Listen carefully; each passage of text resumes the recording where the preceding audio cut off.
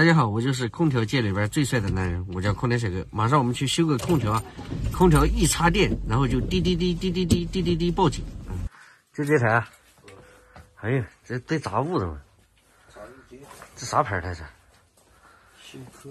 新科，它啥问题啊？它会叫。会叫？空调叫啥呢？疼它不叫吗？哎呦我的妈！搞忘了它疼。你找啥？插座不插着的吗？它看这边就疼。这空调啊，顾客反映是一开机就会叫，我哟叫了，还真叫了吗？对吧？这咋了？这把主板有问题。这显示屏有问题还是主板有问题？马上拆开检查一下吧，看看咋回事。你说它有没有可能那个显示屏接触不良呢？不是，孟师傅正在检查主板啊，看看哪边有没有坏掉的，或者是虚焊的。擦，有没有？还是这样。把别的。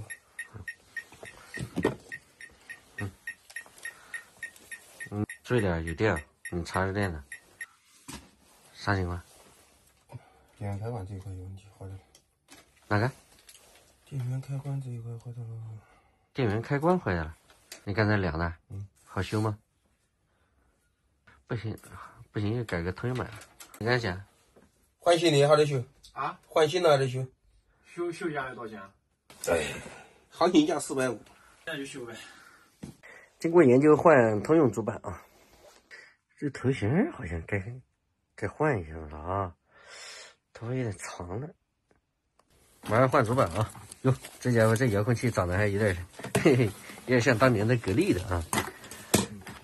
通用主板基本上都是这个，一块主板，就这样就报废了。别插错了，插错了小心烧主板哦。不要这。我看你多久能换好？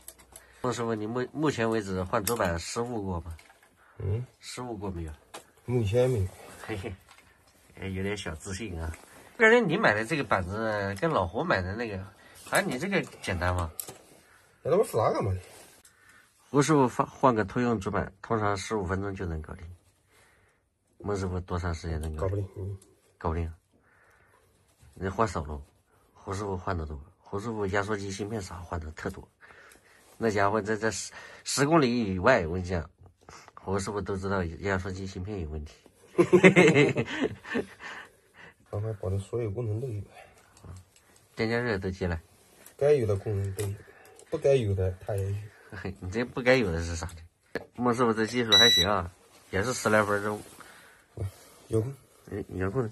哎呀，你看这司机，你看往嘴里一含，哟，外机转了，你打智能啊？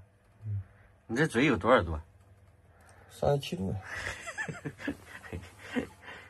这孟师傅还有两下子，就往嘴里一含。你那天收服你咋没想起来含呢？还搞得还整那3个人搞得跟非专业似的。全部搞定，马上我们把它全部塞好啊，然后我们再插个电，开个机试一下，效果完美，收片片开路走人。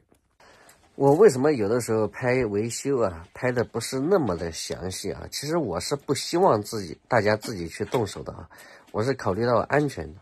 因为有的那个什么水电工啊，这种大师啊，他觉得我这个什么东西一看都会，我看一眼我就能自己搞。其实我不建议大家这样去操作，还是那个安全永远排在第一位。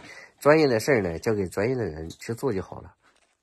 你看孟师傅做事多细致，虽然是通用主板啊，这个显示屏你看他还给它整在原来的位置上，试试效果。你看这个显示屏让孟师傅整的，还人家不知道还以为原装的呢。可以啊，行嘞，大功告成嘞，热起来了吧？热起来，来了就行了，好，走嘞。空调修好下来了啊，顾客对这个效果还是挺满意的，然后价格呢，顾客也是非常的认可。行吧，这一期的视频就到这里啊，就换了一个通用主板。还是那句话啊，大家不要自己去尝试，安全永远排在第一位。下一期再见。